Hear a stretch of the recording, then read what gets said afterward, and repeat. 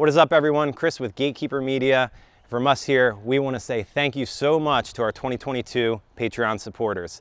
If it wasn't for your support, we would not have made it through those late nights editing, making sure we got our next day coverage out for everyone. So from us here, truly, we want to say thank you.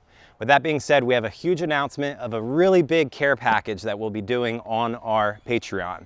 So we will be having 5 tiers. The first 4 lower tiers are things such as like RPM discs, some Discmania, some other things such as like this Gatekeeper mini here, sweatshirts, things like that. But the grand prize, that one winner, has an amazing offer here that we're putting out. And we did this last year as well. Basically, from every single Disc Golf Pro Tour event from last year, we have a stamped disc from that event.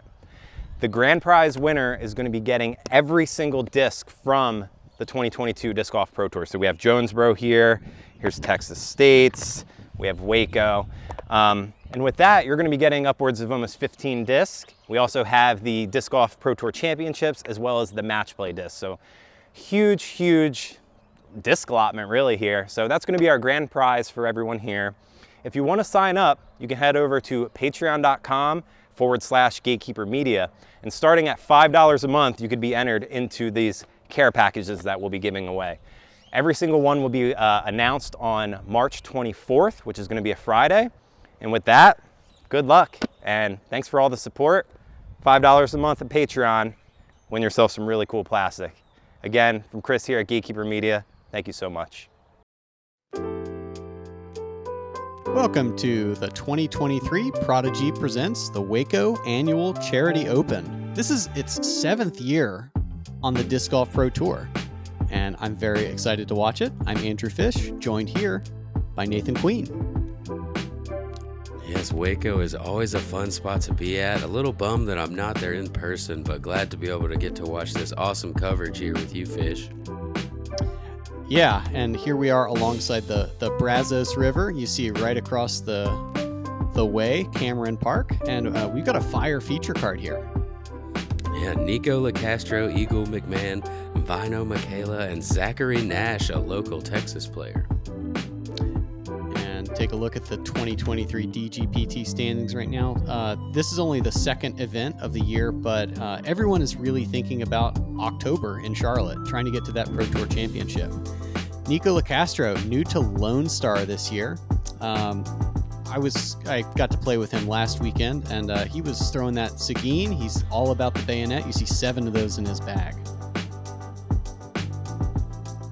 Man, getting into Eagle McMahon's bag here. We've got putting with the Rainmakers.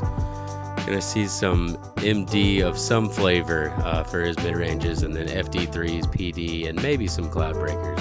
Probably not too many in the woods though.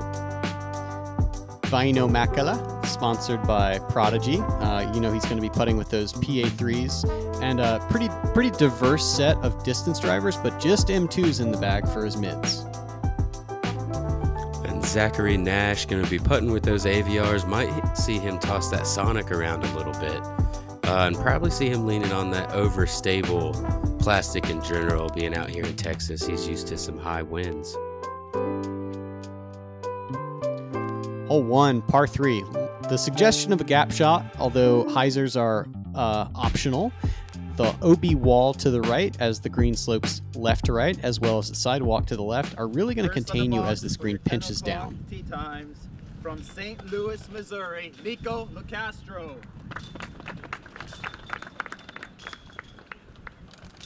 And Nikko Locastro coming off a tied for 3rd place finish after crush on the Concho last weekend, and not too bad with the top 20 out at LVC as well, tying for 17th.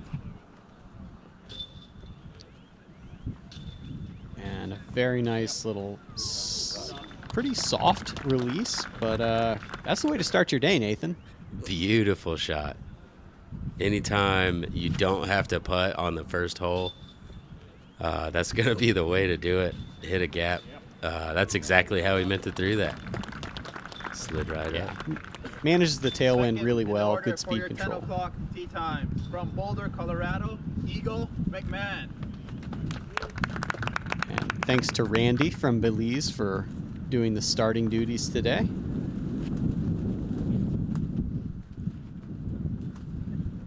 Eagle McMahon.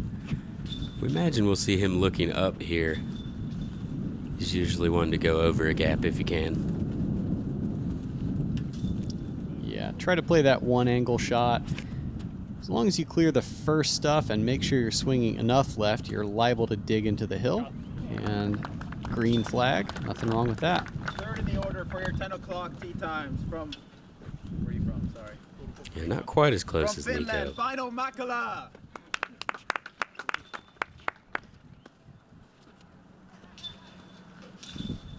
I like this sharp kit from Nikko to start. I'm sorry, from Väinö to start.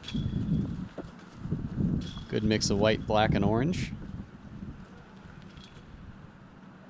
Yeah, reminds me of Tennessee a little bit. I know that's probably nothing to do with that.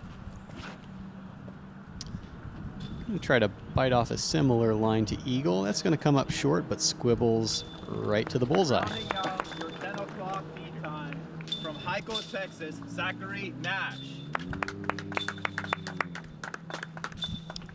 Zach, last year the winner of the 2022 AM side of the Waco Annual Charity Open, as well as the Texas State Disc Golf Championship, and the winner of the NADGT.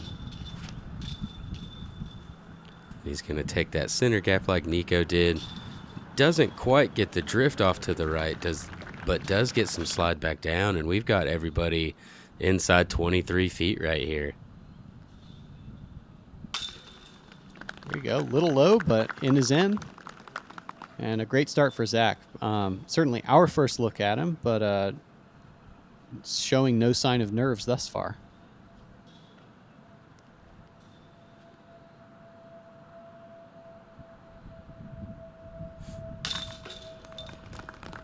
And Väinö going to tap his putt in as well. I think we only got one diamond frame all last tournament out there at Las Vegas Challenge, and it looks like we're going to start off that way out here at Waco. That's a good sign for some birdies. And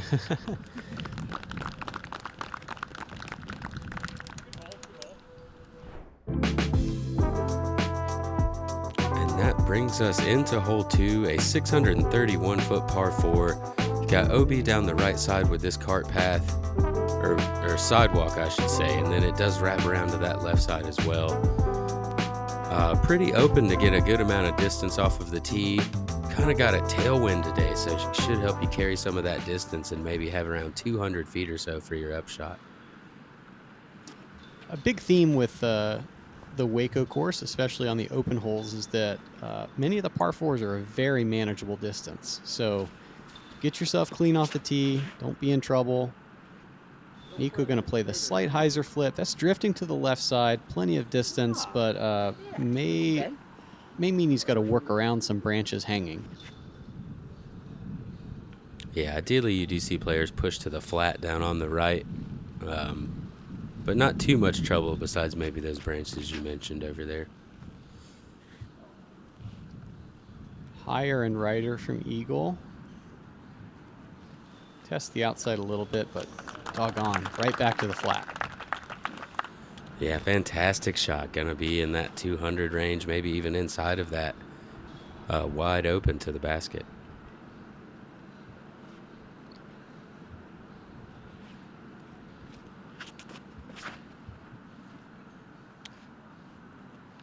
This is testing the right side, but kind of no harm, no foul. Even that tree hit gives him no more than 300 into the green.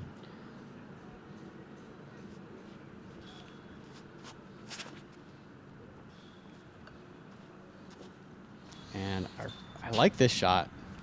Following Eagle nicely. A little shorter, but hey, that's most of us, right? Yeah, I think 90% of players are going to be shorter than Eagle if he gets a good drive off, which he did. And yeah, I liked that shot as well. Used the whole fairway. Never had too much angle on it. Made sure it didn't turn over, though. Väinö lining up the forehand fairway driver. And not a good release, just pulls it to the left, so he'll have a layup to another layup.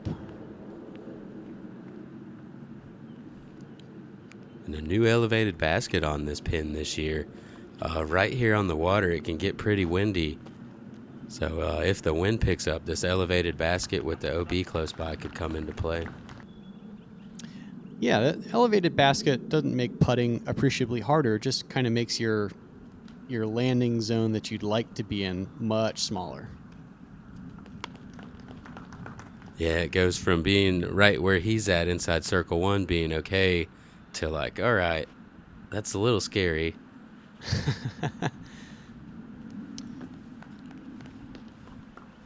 Little chip from Väinö, and Eagle, if he wanted to jump putt this, I bet he could, but he's going to throw a little slow down backhand, nose up stall to 15 feet.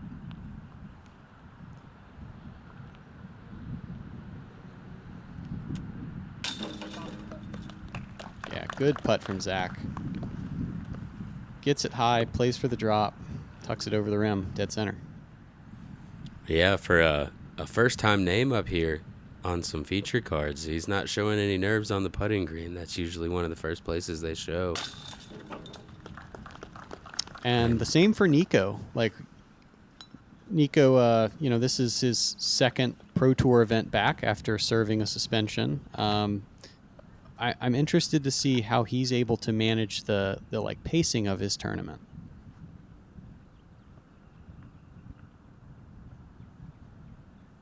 Yeah, fair point. Seems to be so far so good.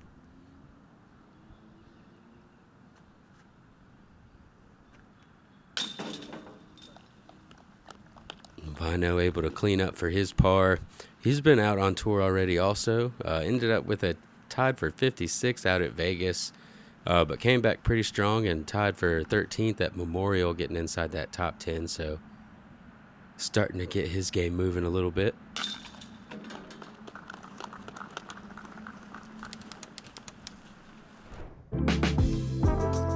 Hole 3, another par 3, this time an elevated basket. A couple of little trees on the right side are going to prevent the preferred line, which is an overstable backhand hyzer out to the right. Now you're going to have to mess with those a little bit, maybe throw the suggestion of a flex shot. If you can get to the top of the hill that the basket lies on, you should be in good spot. Yeah, I heard about those new trees there, but I haven't seen them yet. They look to be in a pretty good spot to mess up that righty hyzer.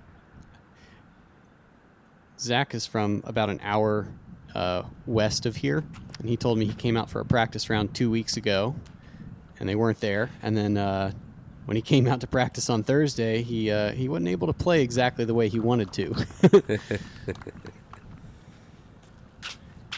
Yeah, well, Eagle. I think that's a pretty welcome change out here. Some of these open holes need a few more trees to match the rest of the course. Yeah, they've also lost a handful, so I think a lot of them are just replacing what was already there. I like this shot. It's just going to climb at the edge of the hill and, wow, runs to the backside of the circle. It's a really fine line between hit it perfect, not enough, and too much. Yeah, very fast disc there. And as you were about to point out a second ago, Eagle stayed a little bit low on the hill, didn't have the finish in his disc. And Väinö seems to have dialed it in just perfectly, gets a little bit of nose up, not having to throw a fast disc to get up there, lets it stall out right at the bullseye.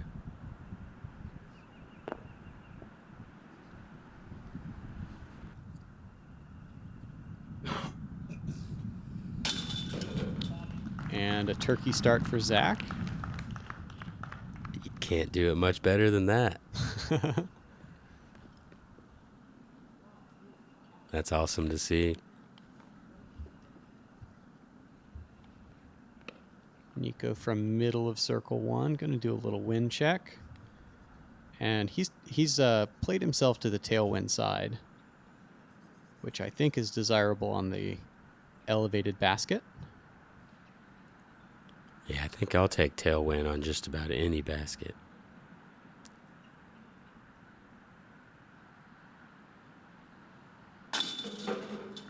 And a good delivery. He'll also start with the turkey. All right, I'm gonna give my first shout out to Lone Star Disc right here for having my back this season. And then the next shout out is to Smack Disc Golf Bags. We did a custom collaboration with this alien pattern, and these are available at smackdg.com. I came up with this graphic myself, hired an artist, and I'm really stoked with these bags. They got a lot of comfort, they got a lot of support, a lot of room. I fit at least 30 discs in here. You see the different color pattern here with the yellow, the black, and then the space theme, Flight Club logos. Shout out to everybody that's been watching out there and showing me love and support this season. Appreciate that, and I love you guys back.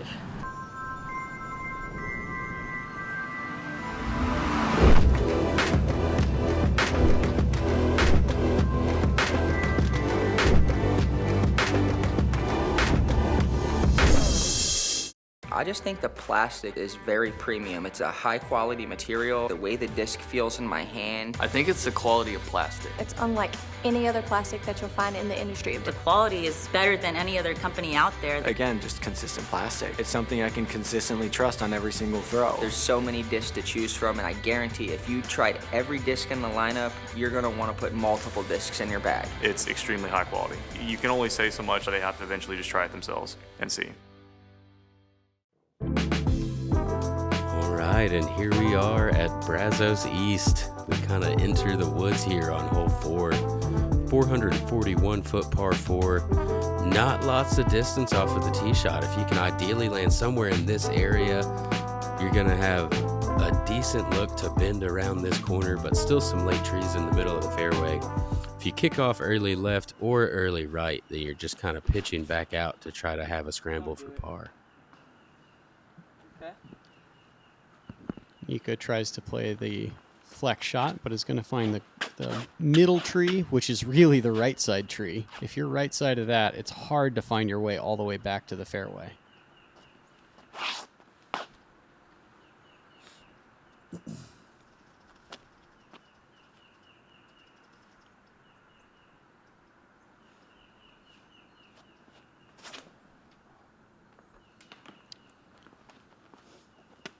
And that's a pretty common mistake there.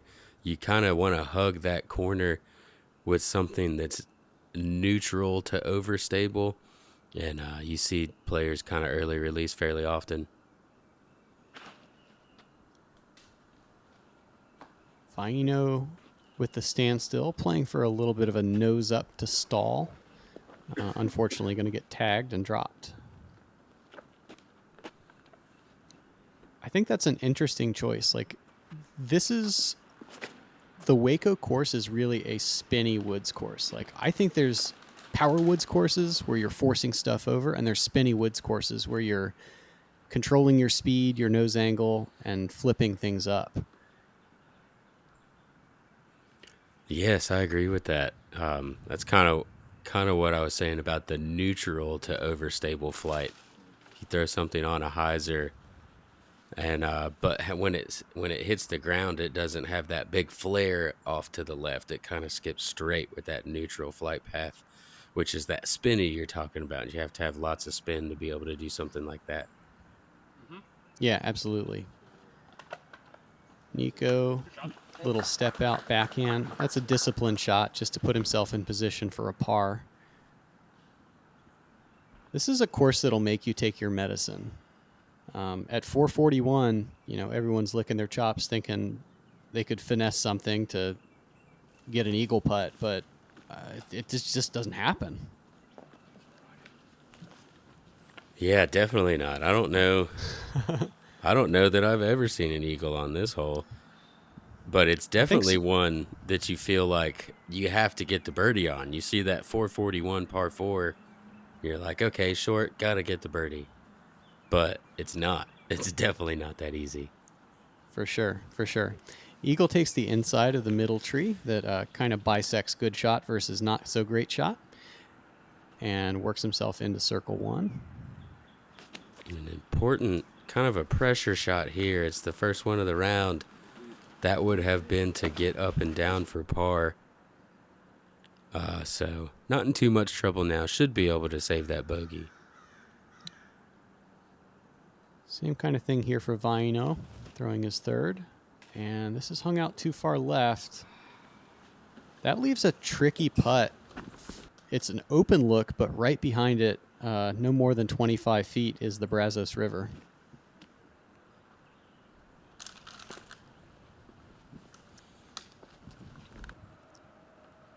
Yeah, Nikko able to execute there, should be able to get his par.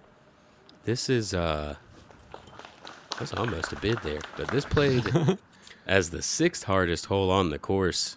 3.82, not that far under par, but we only had 5 holes average over par today.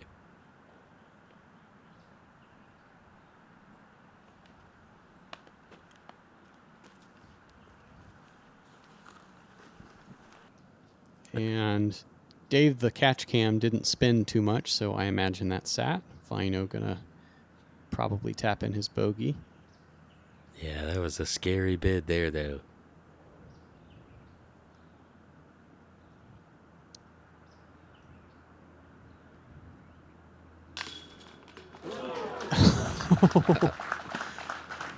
And what a putt through the trees from Eagle. Let's watch that again. Plays the hyzer angle and then a super spinny dance on the back rim. What in the world? It looked like that thing spun around and rotated on the rim like 3-4 times. That was pretty wild.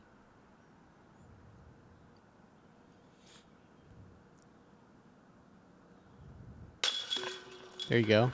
I appreciate that in the replay angle we could see folks in the background kind of marveling at the same thing.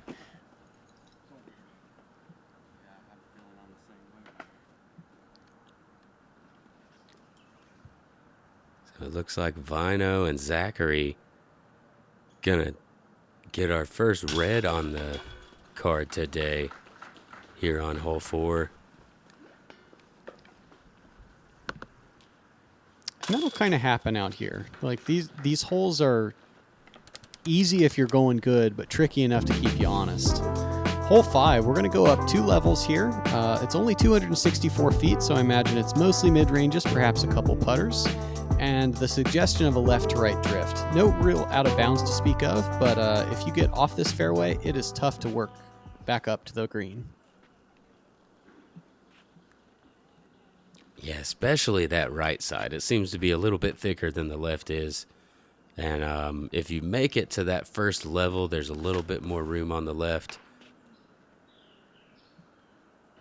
That's around that area that I was talking about where there's a little more room. So not ideal, but should be able to have a chance to get up and down for par from there. Right. Nikko looks like he's just going to air it all the way to the basket. That's perfect. I think another common play is to kind of run your disc into the hill, and we'll watch this once again by Nikko. Yeah, flat just release, right drift. On hole 5, and we've already got our second, just like absolutely pinning it shot from Nikko here, busting out that fresh Lone Star plastic. So as I was saying, it's pretty common to try to run your shot into the hill and know that you're going to get a counter skip to stick it back to the right. But if you drift over too early, it's hard to climb. Yeah, that'll push into like a 40-45 area right there on the tree line. Sometimes you end up with a putt, sometimes you end up with too much stuff in your way.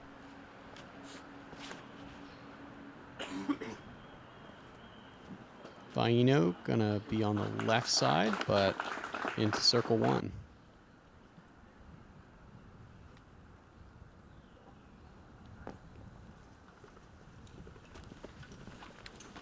And probably supposed to be a bid, I imagine, from Eagle. Even from 70 feet out there, but he's going to have a nice tap-in par.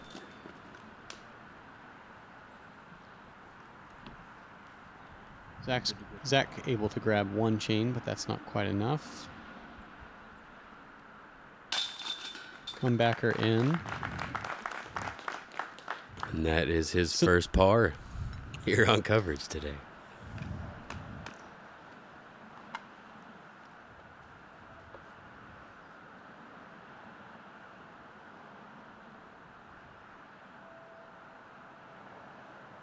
Väinö disciplined about going through his full routine, even from this distance.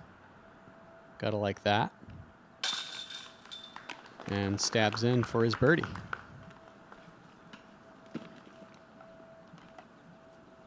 Yeah, nice bounce back after the bogey on the last hole. Always feels nice to erase that pretty quickly, especially when you've got a couple more birdie holes coming up. It seems like out here, you really want to birdie this front 9 and then survive the back 9, adding a few birdies along the way. Brings us into hole 6, 267-foot par 3. Pretty straight shot that you want to fade slightly towards the right at the end as you lose speed. I think it's almost a blind shot. You can kind of see it if you move around enough. Usually see an equal mix of forehand and backhand. But with the wetter spring in Texas this year, the left side grass is really, really grabby. So I think the game plan should involve get it almost all the way to the basket before you grab some ground. Much like that. I take it back. Oh, yeah. Yeah, just a little bit early, but able to correct from the forehand that we saw on hole 2. Where he let go a little bit late. So good correction on that. Should still have a circle 2 look, I think. And Eagle just too much upper body in that. Pulls it over.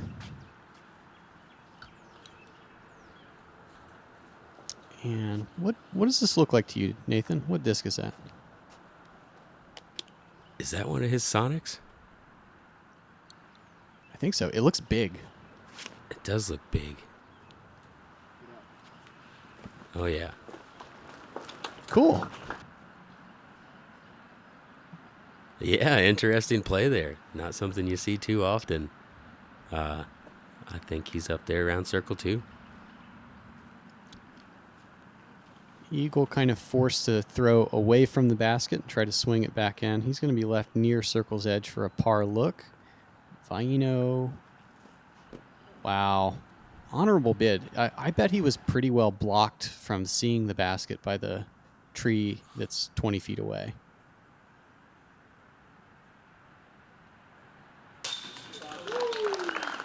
Nice par save there from the Eagle. Outside of the circle, having to pretty much throw the full fairway from his second shot. Connects on the downhill circle 2 putt. That's pretty big. I conceptualize the Beast course as having like 6 easy holes, 6 medium holes, and 6 hard holes. Good birdie from Zach. And if you're going to take a bogey, it has to be on one of the hard holes or maybe one of the medium holes. 6 is just a little too straightforward to be taking more than a par. Yeah, especially when you've got Nikko out here going 5 down through 6. Can't lose 2 strokes on one of the easy holes. What's up, guys? Eagle here. Thank you for watching Gatekeeper Media, and I just want to send you over to my socials. Go check out my YouTube, Eagles Vlogs. Go check out me on Instagram, Eagle_WMCM. Discmania, we got some cool stuff coming out. Sweets Kendamas, got some grip bags left, and I just want to thank all of you for the amazing support. Keep on dreaming. This looks perfect. Off the basket. Now it's rolling. It's headed for the OB. This needs to sit. Oh my goodness. It's safe. Right on the line. She's going to have about a 30-foot putt for the win. Okay, here we go. The putt is up. Boom, it's in. Strong side with authority. What an incredible moment. Yes. Hole 7, another par 4 under 450 feet. Got to make this initial tunnel and move out to the left, and then the basket's going to be over top of a valley.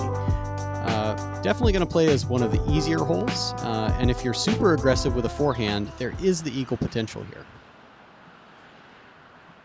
Yeah, unlike hole 4, where I don't think I've seen any eagles, I have absolutely seen some eagles on hole 7. If you've got that big forehand or the lefty backhand, you can really get aggressive and try to get across that ravine. Not a play. This is kind of a more common play to just throw something a little overstable, get out to the field, and trust that you can execute a putter up shot.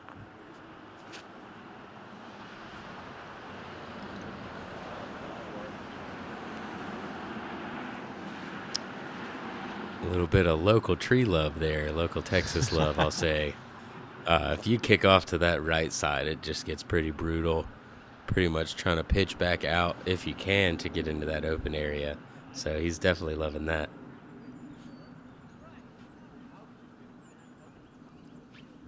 Väinö a little more fidgety than usual. And gonna kick into another fairway. And that's pretty early there. It might be early enough. There's a few little like walkways and open areas. You might have something to get back out, but Eagles pushed a little bit farther down, and there's not much open down there.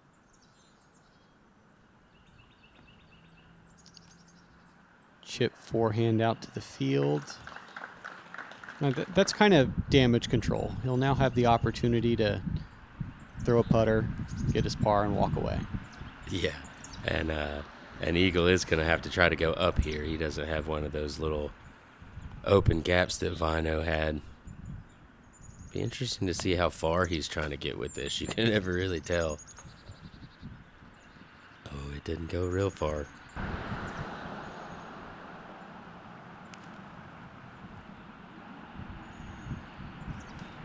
And hugging the left side entirely, but Väinö within the circle.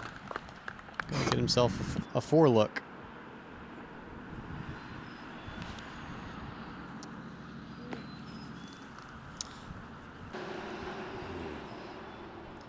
So it looked like Zach went kind of overstable on a hyzer.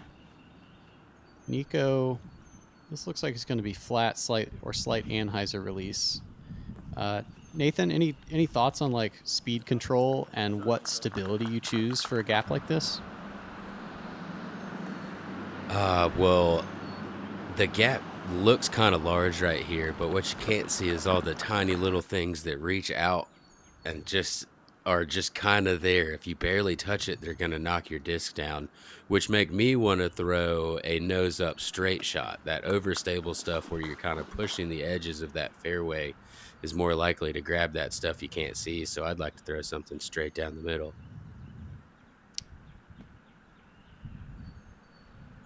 Is this Eagle taking optional relief?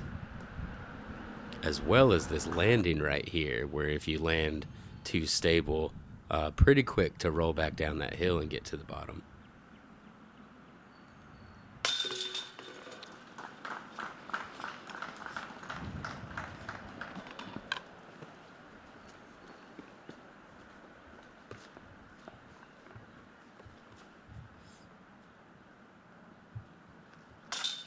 And Nikko going to grab the only birdie on the card. A little surprising for this hole to only see one birdie, but certainly showing that it has some teeth. Yeah, 56% of the field did card the birdie on this one today. 65 players. So one you'd expect to see more than one get on this card. But moving into hole 8, another shorter par 3, 213 feet, straight ahead, but don't let it finish right as you'll get past it pretty quick and not have too much of a putt. Just some soft putters here. Again, that nose up, spinny flight. You can really control the speed on. Looks like Nikko has bumper mode on this lane. He will stay up, but it's going to be iffy whether he can run that. Zach back to the Sonic and does boost left. I think that's layup territory for sure. Yeah, just a little bit too much turn on that one. Got moving to the right pretty quickly. It seems like a lot of players have been opting for this putter forehand this year. It does make the gap a little bit wider initially. Yeah, if you can fly through all that stuff, it looks like it's going to make the gap pretty wide. He may have a circle 2 look over there, but it'll be a little scary.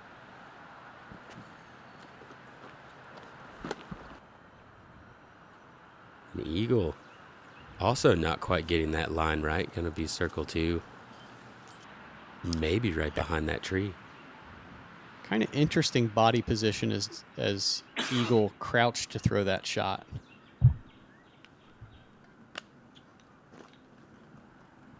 And you see the frustration from Väinö as he kind of flails his hands after the release.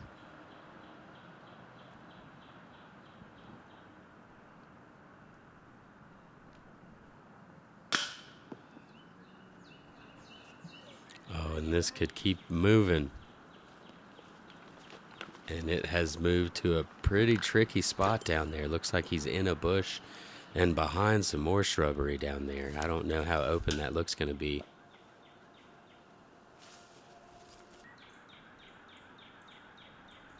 And Zachary's made his way down there as well. That's the hazard of hole 8. It's so short that it makes you feel like you have to get it.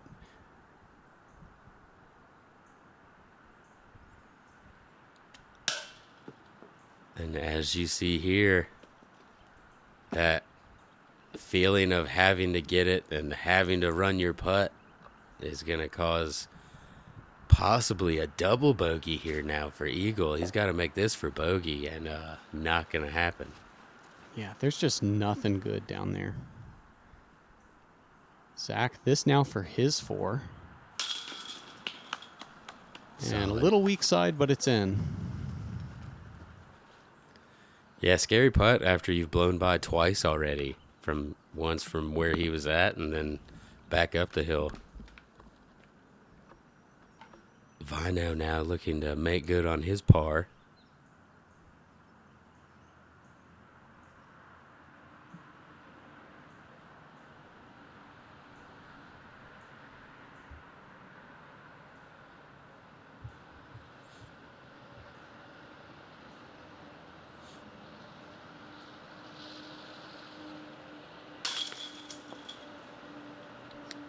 Oh, and he hits left side. Personally, that was a little strong from that distance for what I think a basket should be able to withstand. Good putt though. You know, he hit the chains. Yeah, you can't blame him for being frustrated though. But the card going to play that well over par. Hole 9. Certainly within that hard bin of holes at 519 feet, you're going to be throwing a little bit downhill, usually seeing turnovers or slight flex shots. And then there's a pretty severe dog leg for the last 150 feet or so. Basket perched on a little mound with some runaway to the left side. It is absolutely critical to keep yourself in the fairway and get to the corner in 1 or 2. Yeah, ideally 1. But very difficult to do. This low hanging branch that kind of cuts across the whole fairway right here off of the tee is the main thing that sticks out to me on this hole. It keeps you from having any height, and it really specifies your line that you have to hit.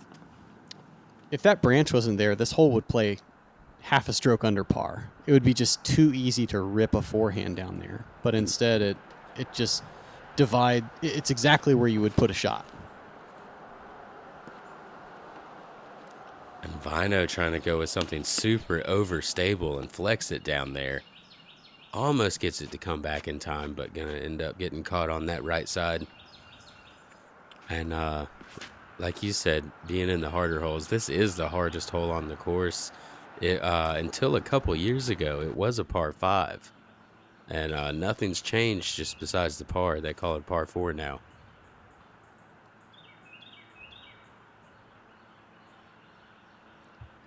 From here, Nikko opts to go forehand.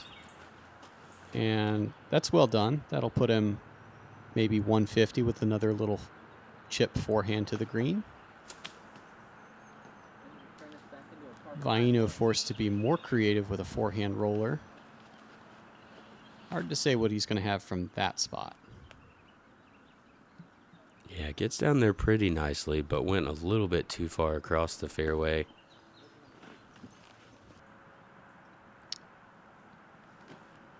Nathan, you ever basically putt a driver back to the fairway and think it's a good thing? Not while I was doing it. I've known that it was, I have done it and known that it was the smart thing to do. But you don't like it. Yeah, but I never thought it was a good thing. I just knew it was the smart thing. Eagle tries to throw a little wristy spin shot. Puts him near circle 2. And Nikko, he loves himself some overstability. Good job. Going to get himself a bullseye for his 4. Yeah, very nice touch shot there. That's a fun shot to watch. Just flat wrist the whole time and able to use the stability of that disc to put it exactly where he wants to.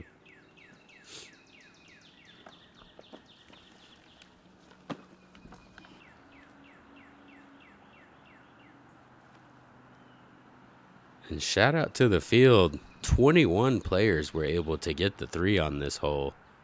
That seems like a lot to me. So that's pretty awesome. Good job, guys. Yeah, I wonder what they had for breakfast that I didn't. Yeah, it's so hard to get down to the flat. That's pretty much where you have to get to be in position to get the birdie on this hole. It's just not an easy shot to execute. As our card has shown, with a couple bogeys and a couple pars here on hole 9. So we see we see Nikko at 6 down, tied for second in the field. Very nice front 9 for him. Everybody else has a little bit of work to do on the back, but we know that they're more than capable of it. Tristan Tanner, look at that, 7 down through 8. That's the way to get it started out here. Kind of hang on for dear life on the back. Nathan, I'm really looking forward to the back 9. We certainly hope that you'll join us. Yeah, excited to be out here and catch this back 9, get a little bit more opens and win golf. We'll see you guys out there.